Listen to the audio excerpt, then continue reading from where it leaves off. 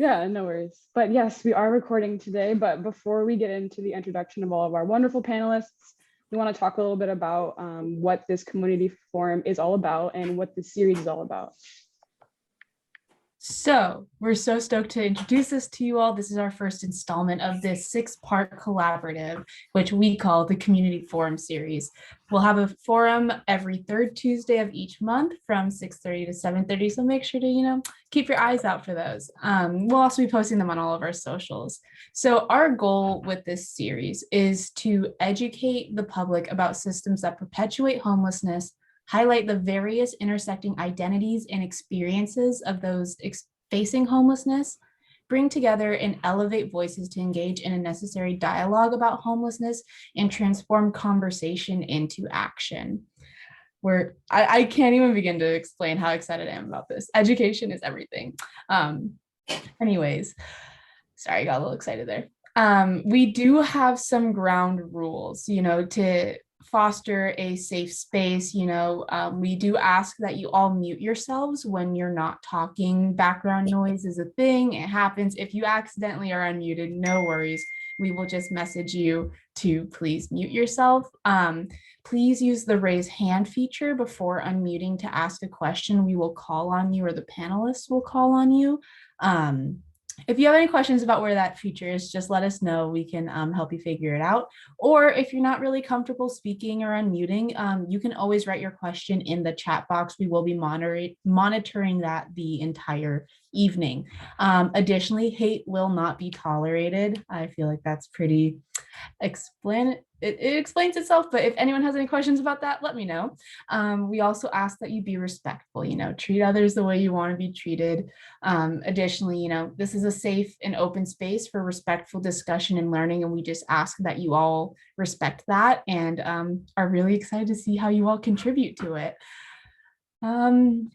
One final thing really quick. I'm sure you all saw this when you were registering for this event tonight, but there is an opportunity to donate when you register. I do want to let you know that all proceeds go towards that amazing community relief fund that Martin was talking about. And so I'm a co-director of the service navigation program at Mustard Seed Project, and I cannot stress enough how amazing the CRF has been with each of the clients we've worked with. And, even if all you have is like 50 cents or $1, everything counts. And we just really appreciate each and every one of you for being here. So with that, I'll hand it back off to Sienna, but if anyone has any questions, feel free to message me. I'm happy to answer them.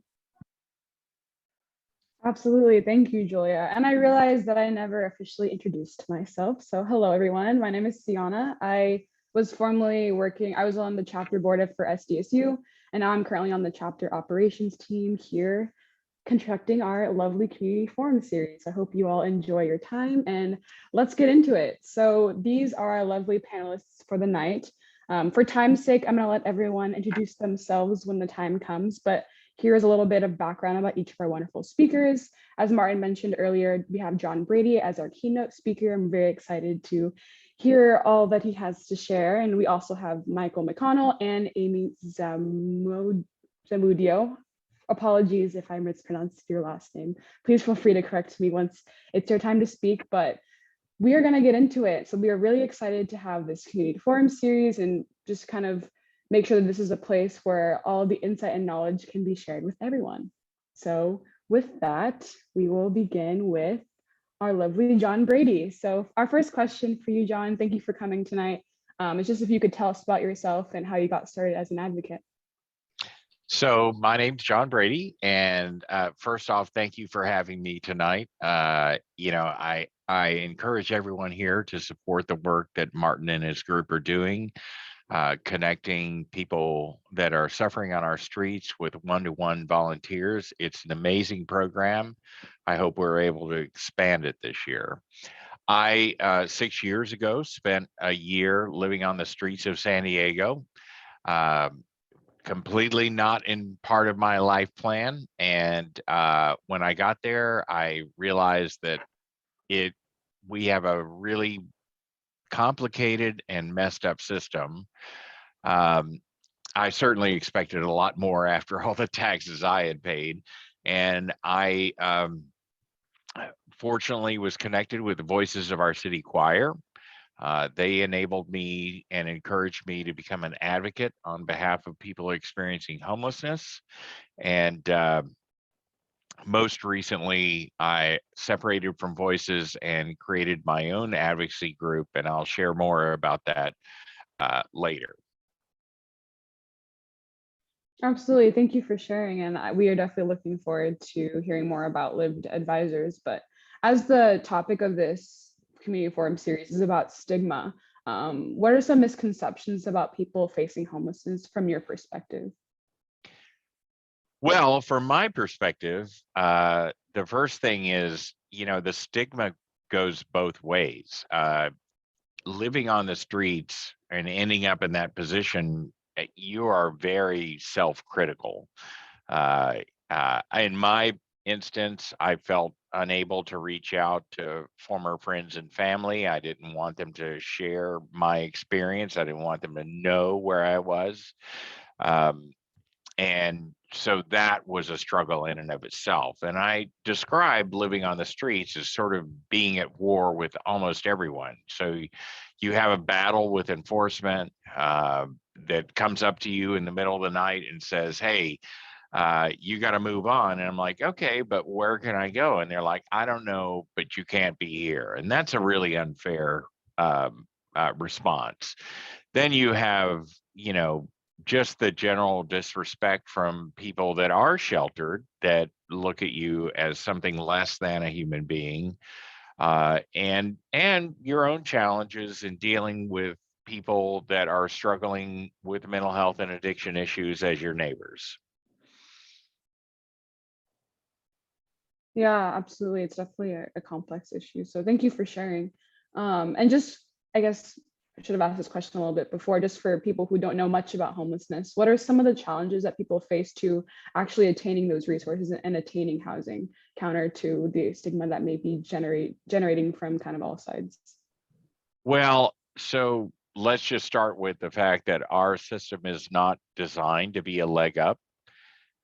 It's pretty much designed to create dependency, or in many cases, although this has changed recently, to deny you the benefits that you deserve. So most of our people on our streets are suffering from multiple levels of disability. Anyone who's spent, I tell people, I'm like, within a month, if you, regardless of what got you on the streets, you are now suffering from PTSD.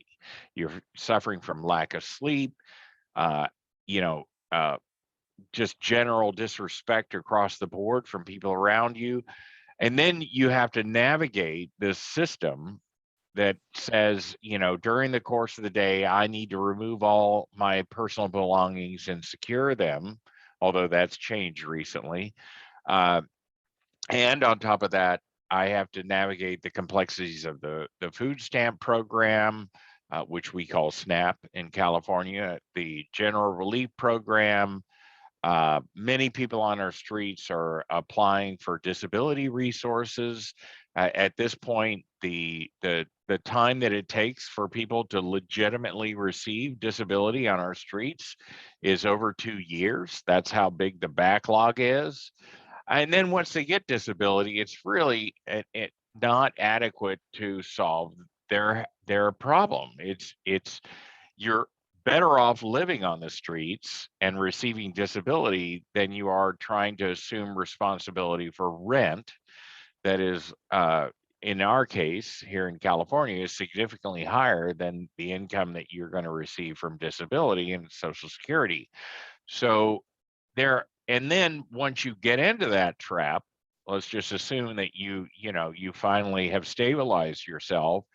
There is not only a zero incentive to earn income and try to take yourself further, there's an actual disincentive, because once you start earning income, you're now proving that you're not necessarily no longer disabled, which puts you under further scrutiny, and you have financial detractions that come from earning additional income, which is really, this is not that our social services are not a leg up, they're a trap. Thank you for that. And I think that you definitely touched on the importance of showing how some people may think, hey, just go here and do this and you'll become housed again, but it's really a complex issue that runs much deeper. So And actually, I'll give you, people think that people that are living on supportive services or financial support on the streets are lazy, and I'll tell you from my perspective that is absolutely not the case. You have to work hard to ensure that your benefits are continued, that it's an endless game of, you go to one place and they tell you to go to another place to get the thing that you need before you can come back to that place. And then you come back and they'll inform you that you need another thing from another place. And I know that some of the advocates that are here that are going to be panelists are going to share this with you. It takes a lot of effort as a homeless individual. I was able to navigate it to some degree, but if you have significant disabilities or issues with addiction, or navigating the system in its current form is a nightmare. Yeah, absolutely. I guess that leads into the question of you as an advocate, like what are some of the challenges you face advocating for the people who are experiencing homelessness? So I was blessed because Voices of Our City Choir actually built in advocacy as a component of what they were doing. And I'll be straight up with you. Honestly, at the very beginning, I was not comfortable representing myself in public as homeless, and sort of because of the shame and stigma of being homeless and my background. I certainly wasn't comfortable doing that person. I was encouraged to become that person, and really what I discovered over time was, first off, very few people who have experienced homelessness or are really representing the community's perspective on what it's like to experience homelessness here in San Diego or across the country. But fortunately, I had been given the opportunity to build a position that created an advocacy director within Voices of Our City Choir, and I became paid for that. And ultimately, that led to the development of lived experience advisors, where I believe that I became an effective advocate in large part because I was financially supported. And I think everyone that is advocating on behalf of homelessness, that have experienced homelessness, should have the same opportunity. And that's what we're creating. Yeah, absolutely. Thank you for that. I see your question in the chat. I think you kind of briefly touched on this, but what was your path to becoming rehoused? So I was, honestly, I was on the street, suicidal. I'd pretty much I'd attempted to end my own life 3 times while I was on the street or shortly before. I didn't see any opportunity for recovery, but fortunately for me, I lived on a section of the streets that was in front of a church, the Living Water Church, which does amazing outreach to the community. And Stephanie Johnson, the founder of the Voices of Our City Choir, along with Nina Leilani, came together, and I just started doing sound for the organization. And it kind of gave me a sense of responsibility and hope and light at the end of the tunnel. Ultimately, for a year, they created a shelter for many of the founding choir members, 14 or actually 16 of us. And that built into a career and a path and a sort of a light at the end of the tunnel for me that really, it was the inspiration for me to leave the depression that I was in. Well, I appreciate you opening up to us here tonight. We really do appreciate your words, but I'm glad that, you are here today to tell the story and also, kind of help educate us on maybe ways that we can also help advocate and help educate the public. So that kind of leads into Martin's question that he just posted in the chat. Any way you can touch on ways that we can eliminate stigma regarding people facing homelessness? What education efforts do we need for the general public? In your opinion? I know it's a grand question, but in your opinion. Well, so one of the most important things is that we need to humanize homelessness. And that means that people with lived experience need to speak their truth to power. And because often in many of the so just as an example, tonight I had 4 opportunities to engage with the community. There was a La Jolla Nathan Fletcher event. There was a Lieutenant Governor event. There was of course this event, which I'm here at, and then another event with a Mission Valley advisory group that's focused on what's happening with our unsheltered hotels there.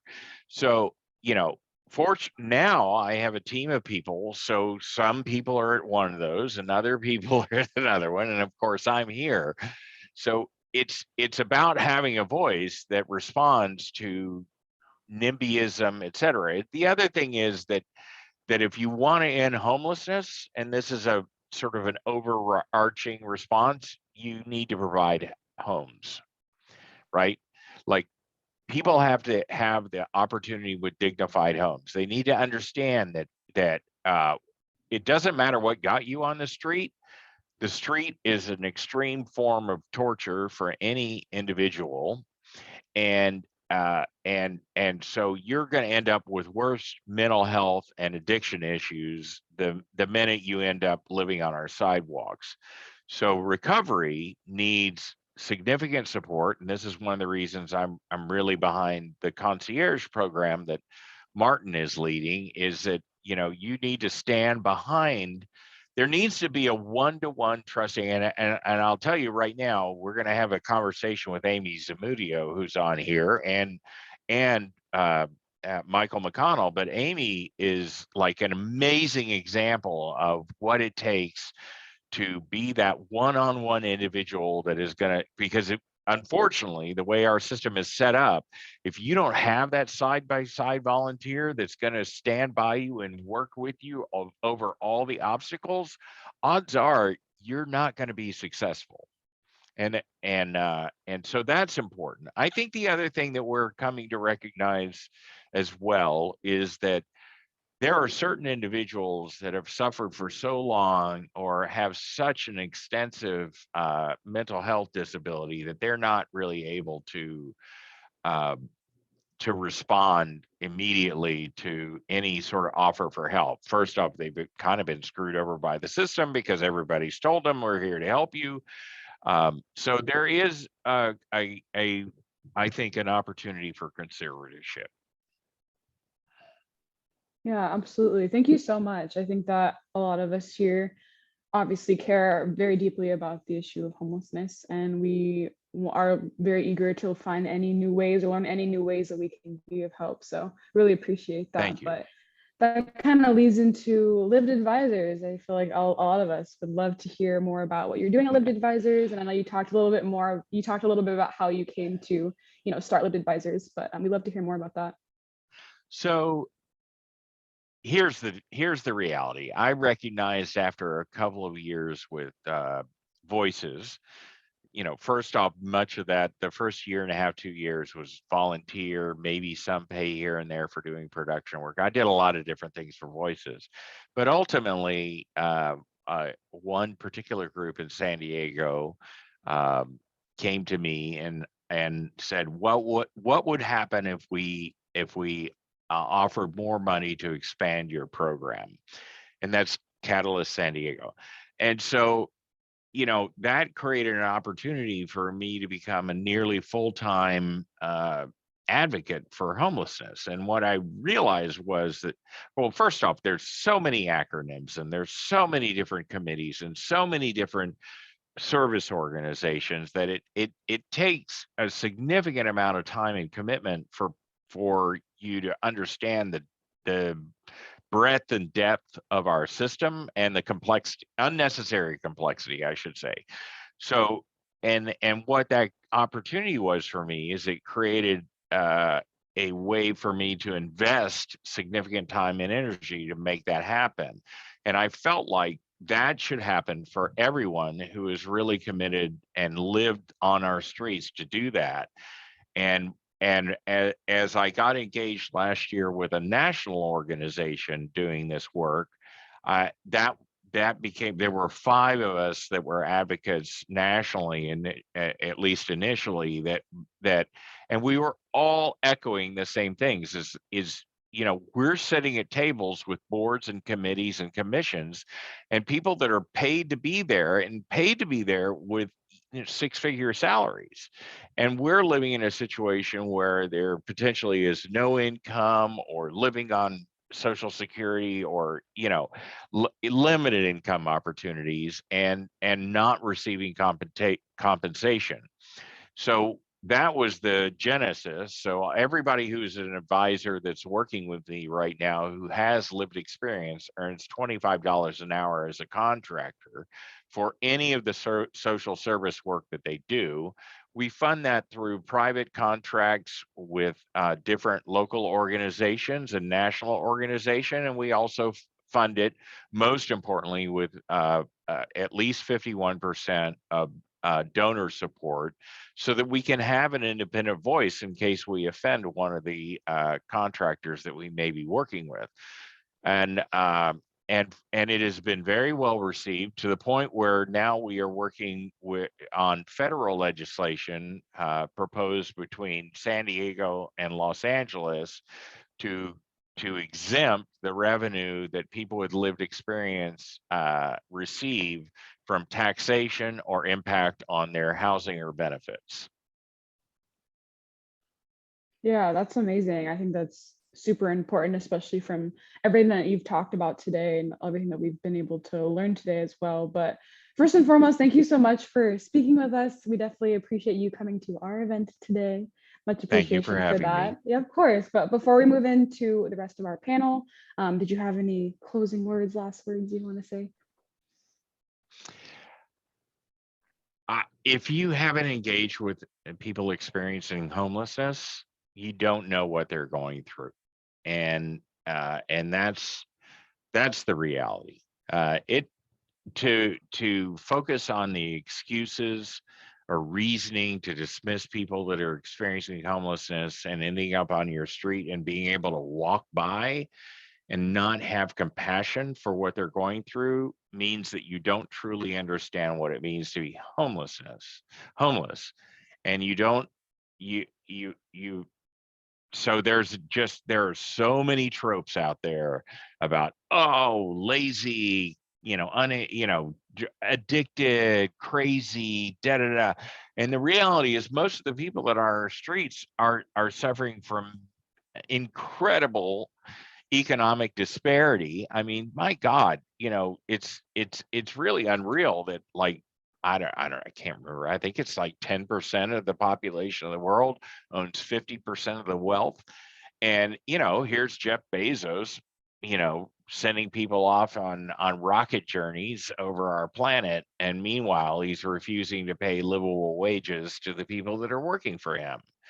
In San Diego, to be able to afford an apartment and reasonable housing, you got to be making $25, $30 an hour now, and our minimum wage is 15. So we definitely have to do a lot of work in this area. Thank you. Yes, of course. Thank you. And with that, we will transition over to our general panelists speaking. So I'll hand it over to Julia. Thank you so much, John, for sharing and speaking today. I Cannot thank you enough. We really appreciate you taking the time out of your day, as well as the rest of our lovely panelists, and that is the amazing Amy Zamudio and Michael McConnell. Amy, really quick, do you mind pronouncing your last name for us so we don't continue to mess it up? It's Amy Zamudio. You're doing great. Perfect. Well, thank you for being here. I'd like to focus this question on Amy and Michael. However, John, feel more than free to answer it yourself. But we were just wondering to tell us about, kind of what you do and how you got started as an advocate. Who should go first? Go ahead, Amy. So I'm Amy Zamudio, and I am Director of Homeless Outreach with Housing for the Homeless. And first, I want to say thank you to all of you here. I really appreciate you. I appreciate your generation taking an interest in what's going on and showing up for folks. I did get off that call with Nathan Fletcher, and my question was first is, how can we provide reasonable accommodations for our seniors experiencing homelessness? And of course, I was a huge advocate for the county hotels, and because a lot of lives were saved in there, and his response was, we don't have enough staffing, and the only way we're going to change that is with your generation. So you're very needed and you're very valued, and I appreciate you. I got into this not necessarily by choice. My whole family was impacted. It's not a pretty story, but you're talking about stigma, and the stigma of homelessness kills. Stigma kills. And it killed my father. And I was out here at San Diego State, and my father was in Dallas, Texas, and he was battling leukemia. And I went back for a family reunion, and he showed up in a suit and tie that he'd gotten from the Salvation Army. And he did not tell my sisters and myself that he had become homeless while battling leukemia. And not too many months after the family reunion, I got a call from the Dallas Police Department that they had found him dead on the street. And that destroyed our family. And my sisters and I carried a tremendous amount of guilt and shame that we weren't able to take care of our dad. And we felt a lot of shame that he had to hide his homelessness even from his family members. And I think John Brady touched on that too, is because of the stigma, we prevent people from being honest with even their own family members. And it's really unfortunate. So I entered this space a really long time ago. My mom became, well known for her work in this space as well. And I'm very focused on the seniors, and I'm very focused on people who are medically compromised and who are not really able to navigate or take care of themselves properly out here. And yeah, so that's basically it. Thank you so much for sharing your story. I appreciate you, using this space to spread your experiences, and, thank you so much for sharing and for being here today. Thank you. And again, we really do appreciate you. And I think we do really need to recognize that our seniors who have been chronically homeless have already been offered a bunch of failed resources, and asking them to consistently go back and do something over again that they've already done. If we could truly hear, especially our seniors, when they say no actually means no, because I've probably already done it. I've already done it, and that didn't work for me. And it feels like like we're not able to hear the seniors so much when they tell us that. So I appreciate when people are able to really listen to some of our seniors, and they have a lot of wisdom to share with us. So thank you. All right. And Michael, if you would like to introduce yourself and, how you got started as an advocate, we would love to hear that as well. Sure. So my name is Michael McConnell. I'm a longtime San Diego resident and business owner, now retired, but started back in 2009, just wanting to get involved in a community issue, and just chose homelessness because it was just so visible, and just wanted to learn about it. And like John was saying, if you want to learn about homelessness, you need to go talk to people who are homeless. They're the experts. I think making sure that we understand that, the general public understands that if you want real solutions to homelessness, if you want to really understand about homelessness, you talk to people who've gone through it, and they can explain it better than anybody else. So I spent quite a bit of time just out on the street talking to people, handing out basic needs, learning about the issue. And I'm a ground up learner, so you go right to where the crisis is. And then I started volunteering for organizations. I'm going to go kind of quick because I want to get to y'all's questions, but I've played many roles in homelessness in San Diego. I've sat at all the tables. I've led some of the tables. I was the vice chair of the regional task force. I helped found a local funders group that's part of a national funders organization called Funders Together to End Homelessness, which is a philanthropic organization where we've put a few $1 million out in the community on homelessness over the years. But after spending about a decade working inside the system, sitting at the tables, going to all the meetings, just a tremendous amount of time, pretty much full time for the last 7 years as a volunteer, I realized that that's never going to solve homelessness. That there's too many people, too many meetings where they're just about having meetings. And there was just so little actually being done that I've now pretty much pulled back from all that, just focus on my advocacy, supporting grassroots organizations, and really just want to say once again, like the others have said, is thanks to your group and groups like yours, that's what's going to change things. It's the grassroots organizations that are going out there, that are educating themselves and spreading the word and educating other people about homelessness, that's really going to make the difference. And certainly people like John and Amy and their amazing work is what we really need. We need a lot less of the bureaucracy and the meetings and much more of the actual work driven by people who have the experience or are experiencing homelessness versus the bureaucrats just running another meeting.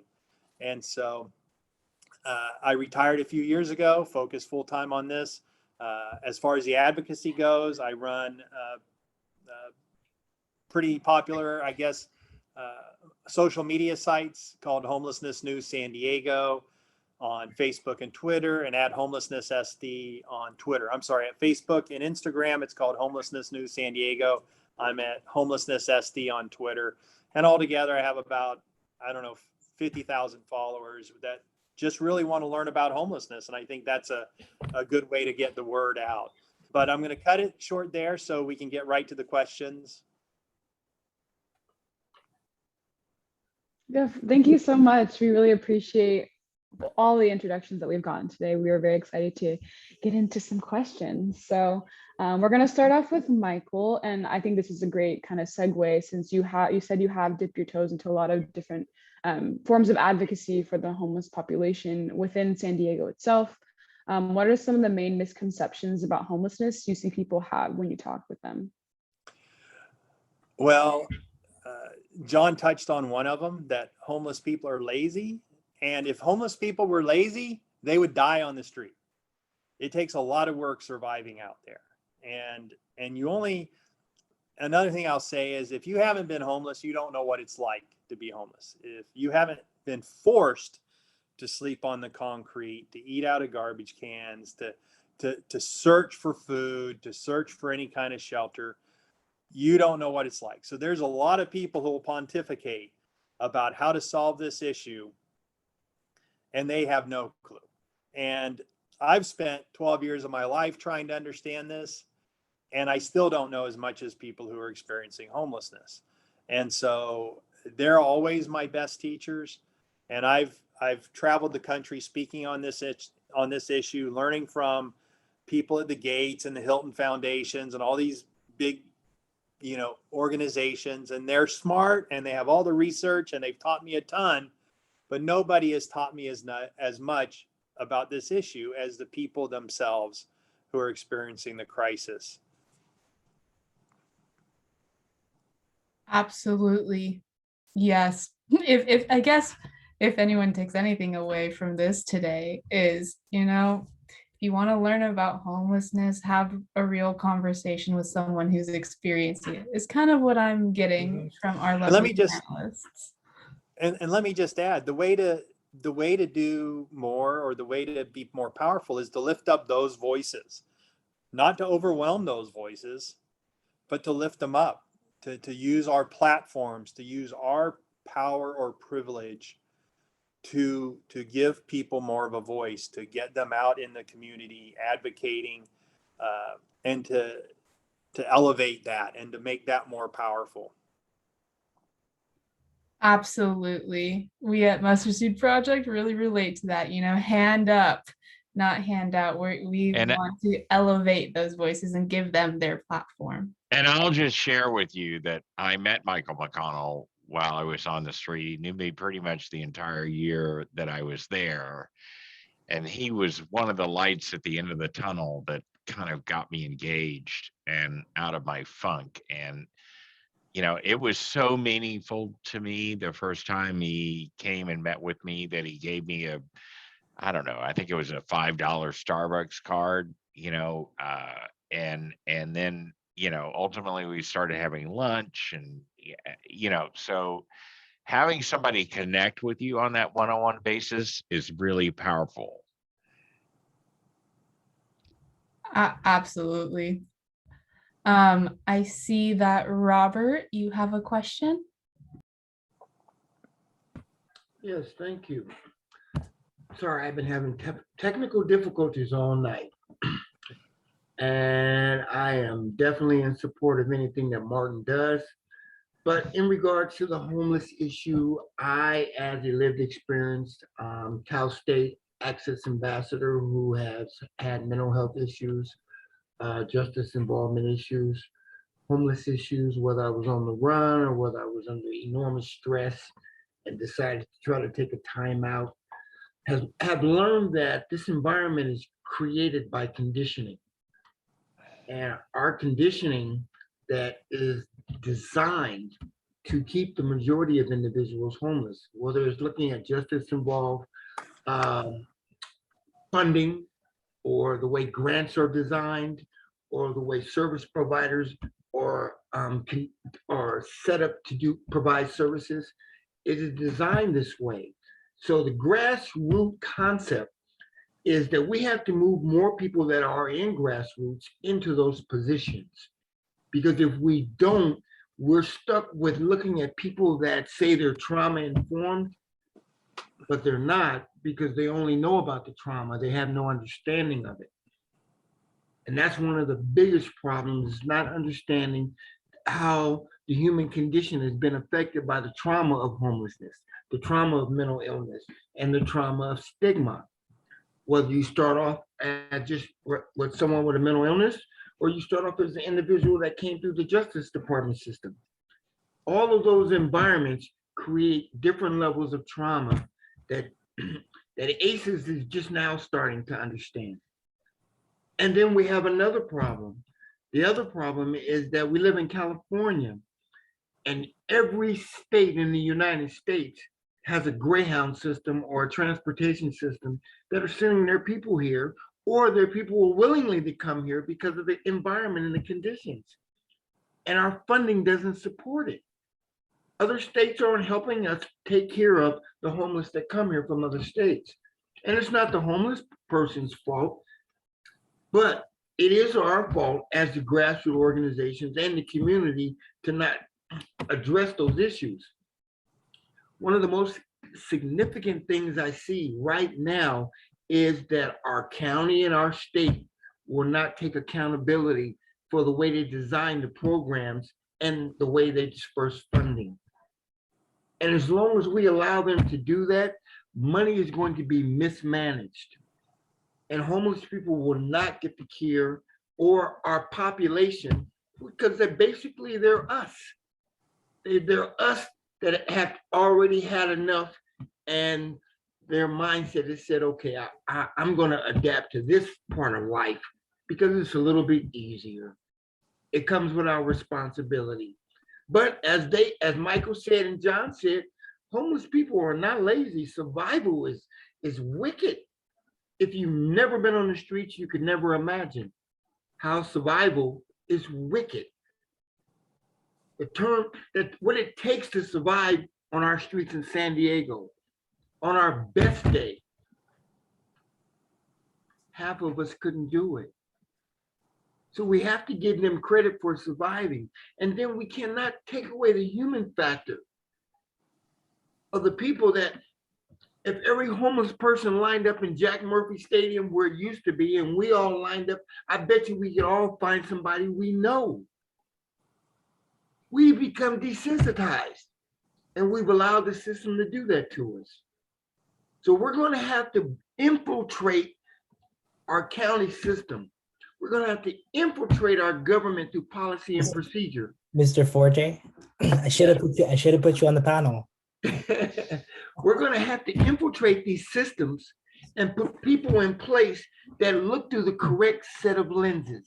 So, Mr. Forte, just for time, did you have a question for the panelists here? No, I just wanted to say you guys are doing a great job, and that I think the approach needs to be a little more. It almost has to be like a secret agent plan to get people in the right place, because we're losing people every day.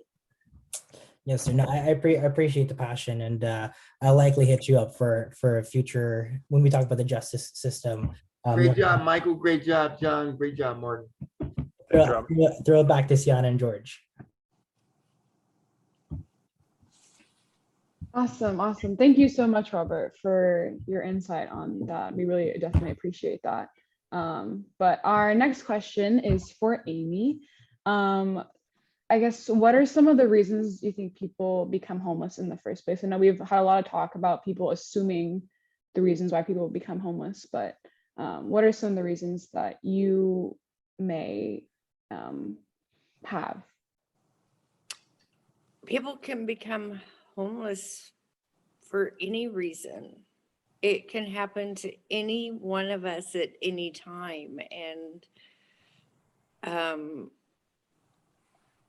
so many of us are just one paycheck away from experiencing homelessness. And I get asked this question, and I feel like each individual is like a snowflake, and no two snowflakes are alike. And I've yet to meet any two individuals who have the exact same story of how their homelessness began. And for me, I really feel each person's experience has been completely unique. And I feel like we spend a lot of time trying to figure out what caused homelessness, and we try and group individuals under an umbrella, when maybe we should be taking a step back and being more person-centered and addressing whatever it is that person needs. And they don't necessarily fit into this box, that box, or that box. And kind of like what John was talking about with the concierge approach is, with each individual, there's a whole entire life story there. And as you get to know someone and hear this life story, you go, okay, so there's this. So maybe I can pull and reach out to this person over here to come in and help with this, because they're kind of an expert in this area. Oh, and this will pull someone and kind of create a unique team for each individual. Again, there's just so many reasons that people can become homeless. It's a hard question to answer. Right, absolutely. And I appreciate you, attempting to answer that. And I think that especially throughout my personal time here with MSP, like that's really it's become very apparent how it really can happen to anyone. And there's no cookie cutter way of trying to discriminate or trying to prevent it, because any type of life situation can, it can end up, and like you said, any of us. So I know it's kind of a tough question to ask, but I just wanted to say how it is tough, and like you said, anyone, it could happen to anyone. I particularly liked how you explained it as snowflakes, because it led into a really cool thing, which actually leads into our next question. But with every situation being different, you have to go at a person-centered approach. Michael, the Regional Task Force on Homelessness recently changed their name to Regional Task Force on Homelessness. What is the importance of using person-first language such as this and our ability to better serve folks experiencing homelessness? Well, I mean, language matters.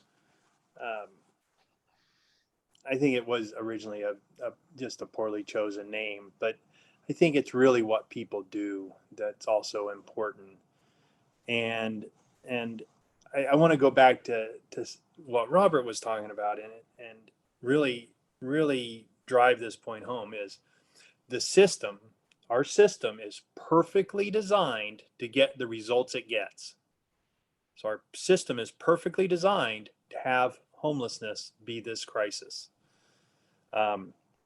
If we don't want all these folks on the street, then we're going to have to radically change the system because it's designed for this. And it's all through the system, all upstream, child welfare, justice, education. There's a lot that's the problem, but even just in the homeless service system itself, it just needs to radically change. Some people will say, well, we may need to burn down the system and start fresh. And that may well be the case. But really it just goes back to looking at what the issue is, the crisis is, and the people experiencing it, I think is really how we get to solving it, and having those one-on-one interactions and figuring out the path for different people to get off the street. It's like our system is like a maze.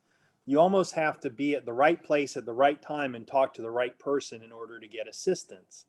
It's almost like a little lottery, and it's also a little bit like the Hunger Games, because there's only so much housing. So, one of the things is people, Michael, why can't we get people off the streets? Is, well, there's no housing for folks. And so we have, I like to describe it as a pyramid. So at the bottom of this very wide pyramid, there's all these services and all these people running around trying to help, right? And they're connecting with folks, they're finding out what's going on. But then as you move people through the system, through this pyramid, at the very top where they're trying to get out, there's no housing to get out of. And so we need to expand that housing so that that people are actually using all of these services and getting out of homelessness into the housing. And we can only do that by certainly understanding the people's needs and wants, but also having the resources, the housing opportunities to get folks into. Absolutely. I don't even have anything else to expand upon that with, just absolutely. John, I noticed you chuckled a couple times in agreement while Michael was explaining. Do you want to talk about anything regarding, person first language and how that maybe does or does not affect stigma? Well, I want to comment on his system comments, because that's what was making me laugh. So, we have far too many people on our streets. And where we're focused on right now is outreach. And it's sort of like outreach to nowhere, shelter to nowhere. And so how many people have ever been to summer camp? Like, you know, camping with somebody you don't necessarily know in a bunk bed, right? That's something where you sort of know the crowd or the community that you're going to, et cetera. You know, but our homeless system is sort of like jail.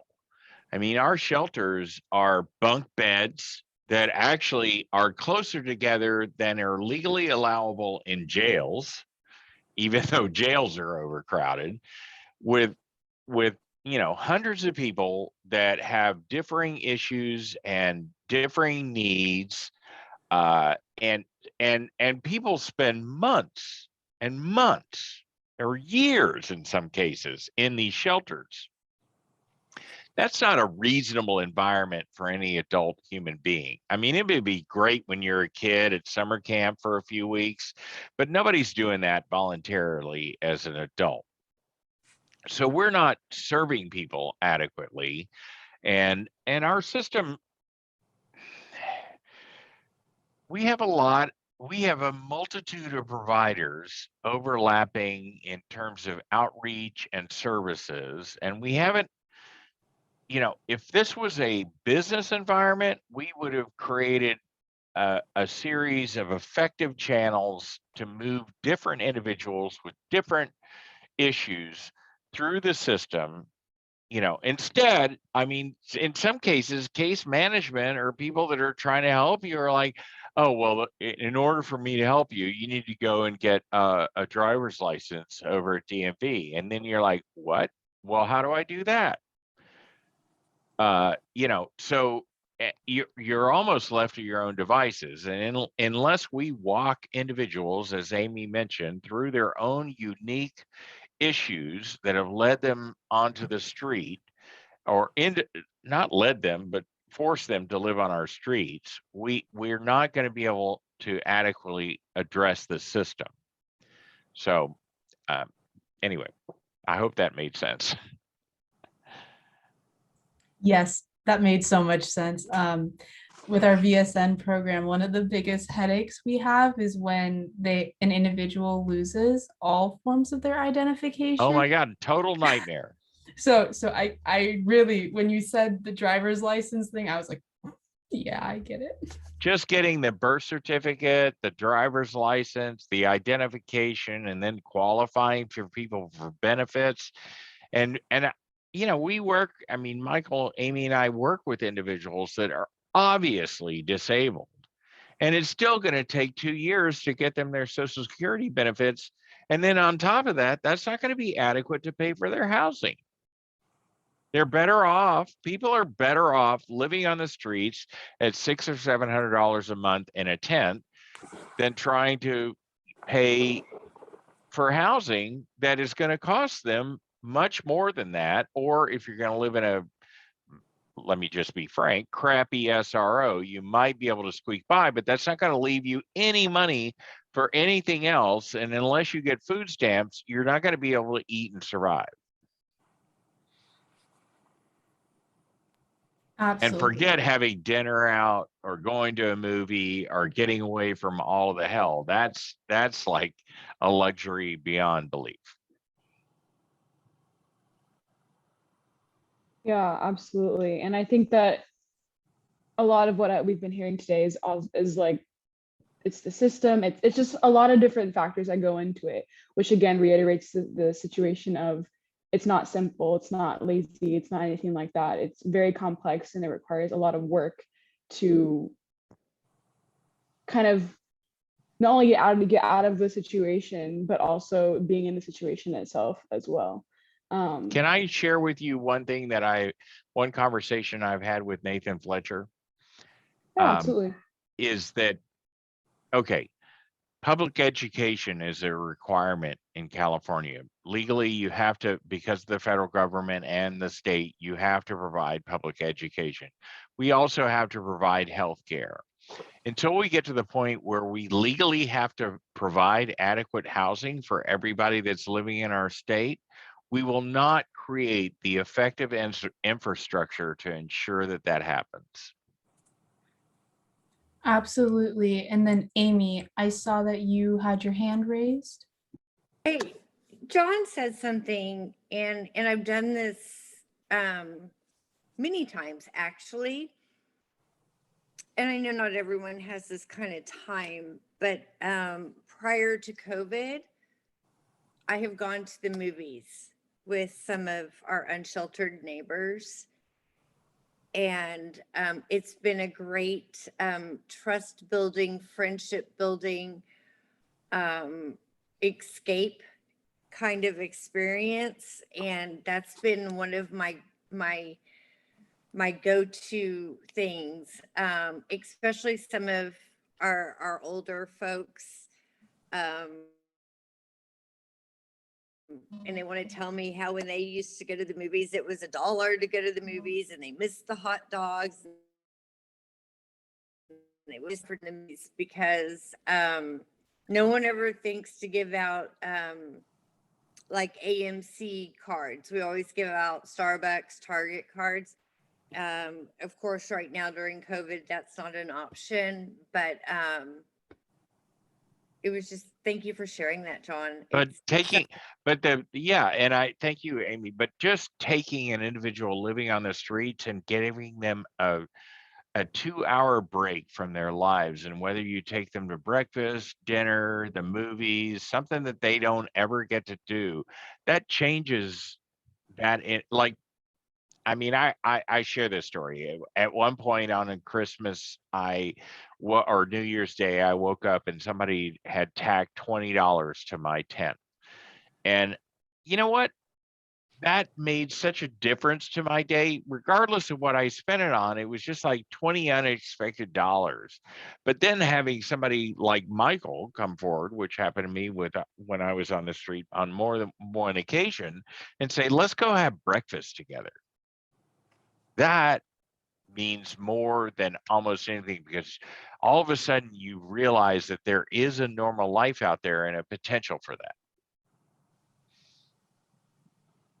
Yes, absolutely. It's all about the person first, and we are people, we are all people. So it's just important to, regard everyone as such.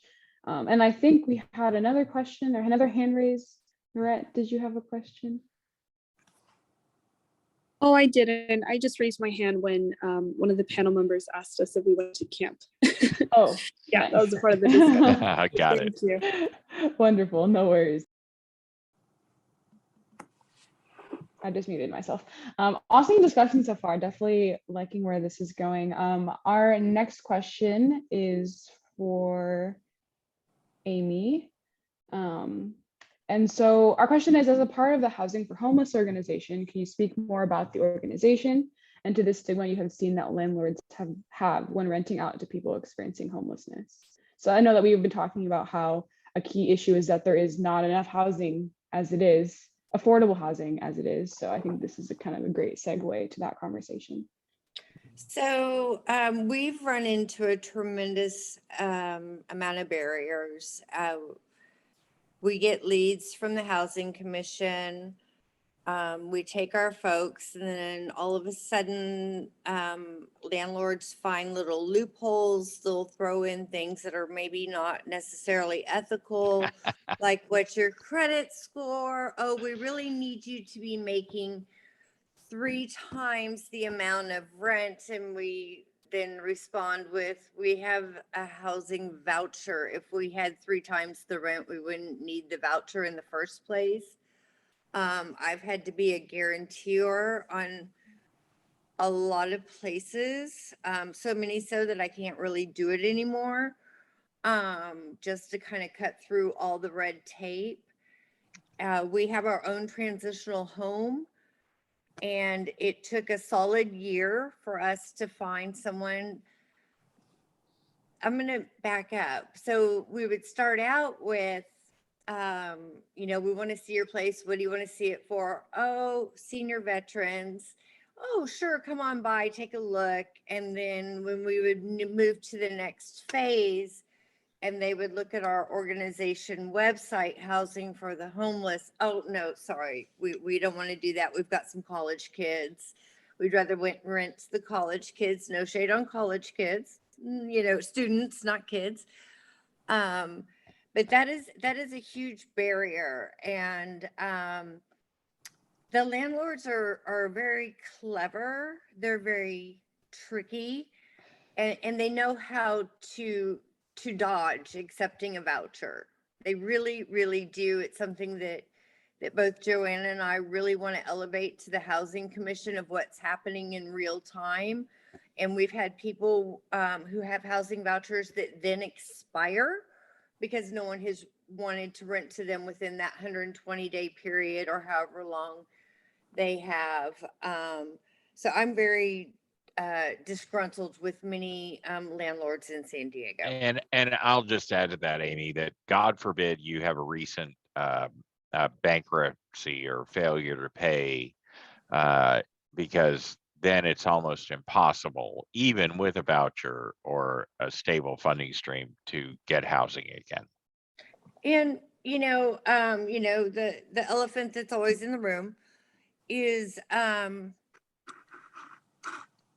we've already had a couple of lawsuits in San Diego on racial discrimination in housing and landlords racially discriminating against applicants.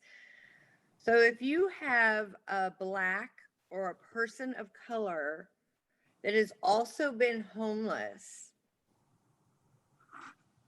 you're batting a zero.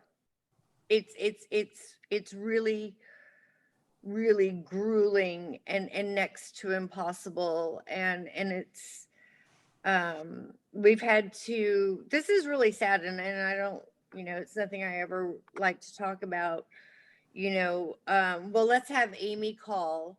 Let's have Amy get the appointment, and let's have Amy go and show up because we want the voice on the phone to sound like a white woman, even though the person that's going to show up to rent may not necessarily be me.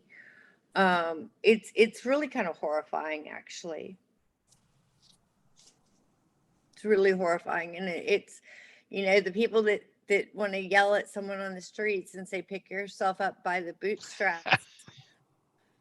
That process from the street all the way into housing is so hard. It is so incredibly hard. And it shouldn't be this hard. I was ill listening to that. That made me feel ill. And that's how it should feel. And the thing is like with homeless services, with all the work and advocacy that you all do, I'm sure you're very, very comfortable with that uncomfortable feeling, I guess. Martin, I see that you have a question. I want to give you your space to ask. Let me throw it to Rob Bird first, and then I can go for it. Okay, I wasn't expecting that.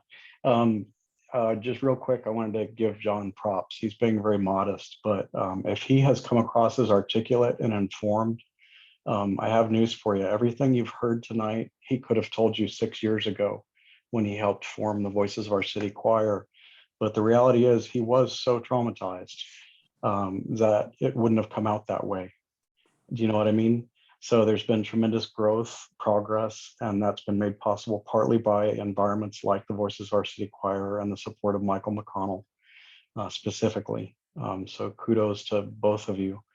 And any chance anyone gets to help other folks experiencing homelessness begin to break that trauma, please do so. Please reach out on an individual basis when you feel you're safe and the person you're speaking with is going to be safe.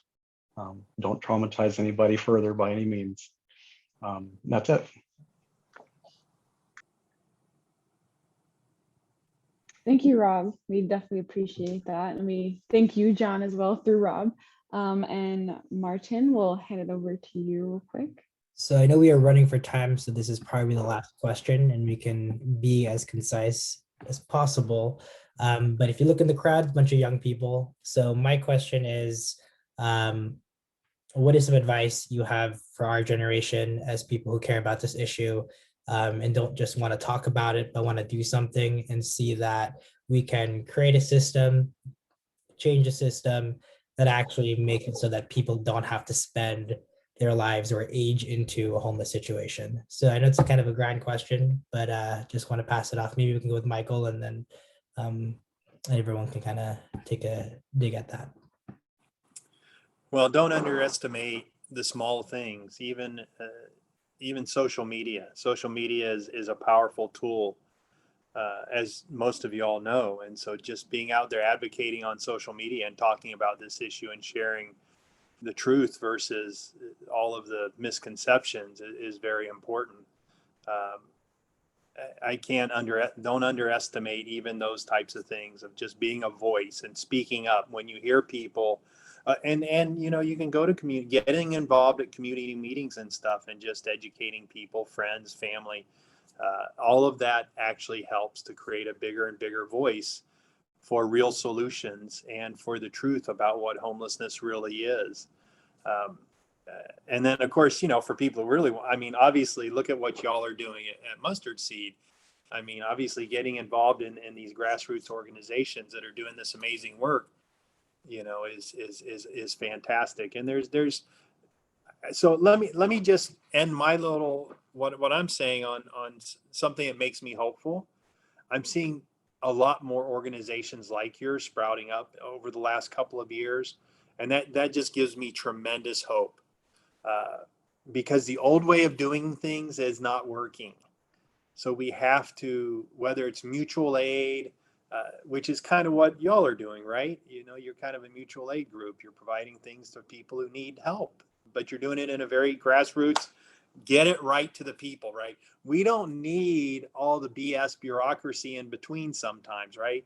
Yes, maybe to operate a housing system with housing vouchers, you need some bureaucracy. But to just get out there and connect with people and provide them something, that doesn't take anything. And you don't need all that bureaucracy. You can have a group like yours. You can have one person. I've done it all. I've worked as just an individual, and I've worked with big groups of people, and it's all good. It's just what you like, what you're comfortable with, and then just being that voice and speaking up when you hear other people saying things that you know are hurtful, aren't right, are hateful, are racist, or anything like that. Just being a voice for the truth. And that's what's going to help us move forward. So thanks everybody for actually just listening to the webinar too. So.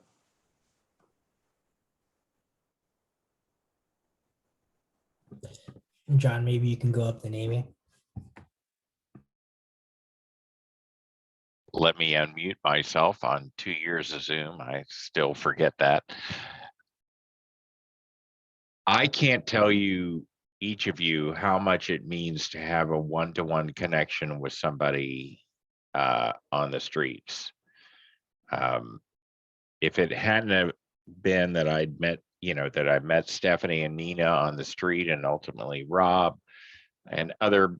So the beauty of the choir, one of the things that's amazing about the choir is that that like a third of the choir is never experienced homelessness, and the rest of the choir are experiencing homelessness or are recovering from homelessness, but nobody looks at each other as anything less than anybody else. It's and so having a connection to what used to be your life, and I'm not saying that you need to hand out cash. Actually, handing out cash is great, but it's not a connection. Like, if you really want to help somebody who's experiencing homelessness, then join an organization like Martin's or Amy's and engage, and just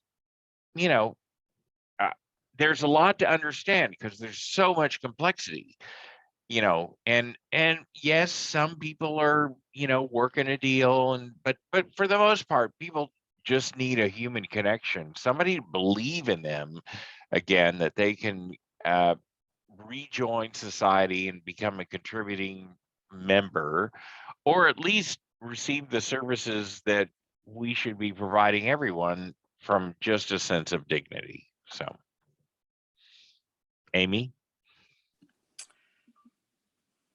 Well, from my perspective and what I've seen, again, I just want to thank you all. And we have had a few decades where we kind of lost respect for the elders. Not, in the olden days, it was always, oh, let's help the elders across the street and let's listen to the elders. And I'm just so thrilled that your generation is taking such an interest. And, the elders are all aware that they only have a certain amount of time left. And they love to share their life stories because it keeps their soul or their spirit going. And I get really emotional. I'm sorry. It brings the seniors so much joy when someone younger will just listen to them. And whether you like what they're saying or not,